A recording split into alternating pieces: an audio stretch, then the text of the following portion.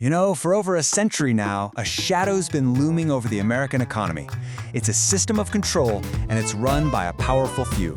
They call it the Federal Reserve. Me, I call it the scene of the crime. In this explainer, we're going to investigate a heist so big, so audacious, it's still happening right now. Welcome, citizens, to your first look at tomorrow. Yes, in the gleaming, wonderful future that's just around the bend, every single family will enjoy the fruits of a stable and an ever-growing economy. Sound planning and wise governance promise a brand new era of wealth and happiness for all. It's gonna be great! All right, that's enough. Cut the music. The future they sold you, it was a lie, a total con job. It was a hustle played on the grandest scale you can imagine. What you've really got is what our sources here call a financial oligarchy disguised as a democracy. So my job is to walk you through the crime scene. We're looking at a heist that's been in progress for over a century. And the victim? Well, that's you. The perpetrators? Well, that's what we're here to find out, isn't it? Our investigation kicks off in 1933. The Great Depression is in full swing. The scene of the crime is, well, it's the entire United States. And the weapon of choice? A classic bait and switch. The setup was an official government order, Executive Order 6102. I mean, it sounded legitimate, even patriotic. The government asked every American to turn in their real wealth. We're talking gold coins, bullion, you name it, to the Federal Reserve. And what did they get back? Paper. Just paper. So here's how the con really worked. It was a simple two-step. First, you get the public to hand over all their gold at the official rate, $20.67 an ounce. Then, and this is the kicker, after the vaults are full of everyone's gold, the government just decides to jack up the price to $35 an ounce. You can do the math yourself. Jump from about $20 to $35. That's an instant 40% profit. But that profit wasn't for the people who turned in their life savings. No way. It was a massive payday, created out of thin air for the insiders who are now holding all the gold. Let's just be really clear about what this was. This wasn't just some economic policy. This was a heist, a massive, systematic transfer of actual real wealth from ordinary folks directly into the pockets of the government and its banking partners. So now that we've seen their MO, let's trace the weapon back to the workshop where it was forged. You see, you can't really understand the crime without understanding the gang that pulled it all off. You know, this fight goes way, way back. In 1836, President Andrew Jackson actually killed the central bank of his day. He called it a hydra of corruption that only served the wealthy elite. But the financial powers, they didn't just pack up and go home. Nope, they regrouped and they waited. For 70 years, they planned their big comeback. And boy, were they patient. After Jackson shut them down, they just waited for the perfect moment. And it came in 1907, with a financial panic that a lot of sources believe was deliberately orchestrated. It was the perfect excuse. By 1910, the top players were meeting in secret to draft their blueprint. And just 3 years after that, boom, the Federal Reserve Act was law. The Hydra was back in business. The whole plan was hatched in total secrecy. They called it a 10-day hunting trip on Jekyll Island off the coast of Georgia.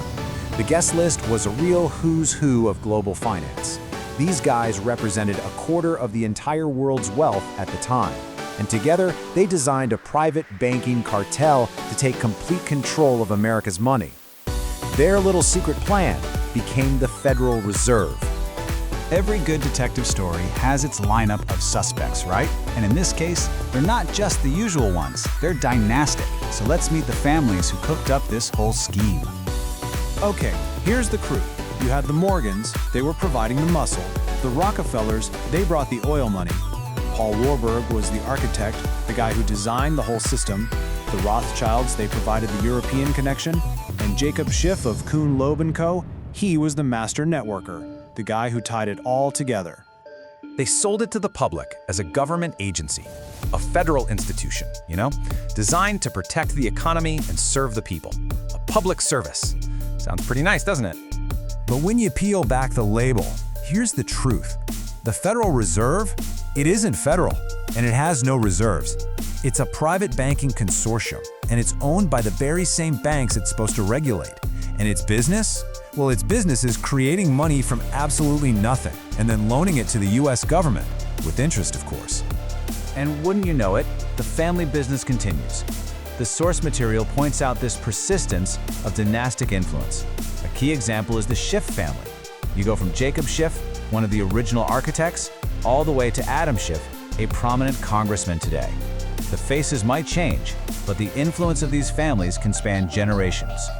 The original crime might have been over a century ago, but this case is far from closed. The playbook just gets updated for modern times. See, the system evolved. After they seized all the gold, they ran that playbook for decades. But then, in 1971, Nixon severed the dollar's last link to gold, so they needed a new racket. The new backing for the dollar became oil, creating what's known as the petrodollar system. And hey, what a surprise! The very same international banking and oil dynasties were right there to profit from the new arrangement. And hey, don't just take my word for it. Even a five-star general who became president sounded the alarm. In his farewell address, Eisenhower warned everybody about the military-industrial complex gaining unwarranted influence. He saw this concentration of power. He knew what was coming. Today, the toolkit is a lot more sophisticated. The control isn't just financial anymore. It's corporate, through their dominance over entire industries. And now, it's digital. These same powers are pioneering surveillance control, where every click, every search, every purchase is tracked and monetized. And what do you think happens when you start looking into all this? When you start connecting the dots? Well, you get flagged as suspicious. And who gets to define what suspicious is? It's a partnership, of course. It's the very same government agencies, corporate giants, and financial elites who all benefit from the system staying hidden, all working together. So there it is, the whole sordid story. You've got the evidence, the suspects, the motive. The case file, well, it's on your desk now. The only question left is, what are you going to do about it?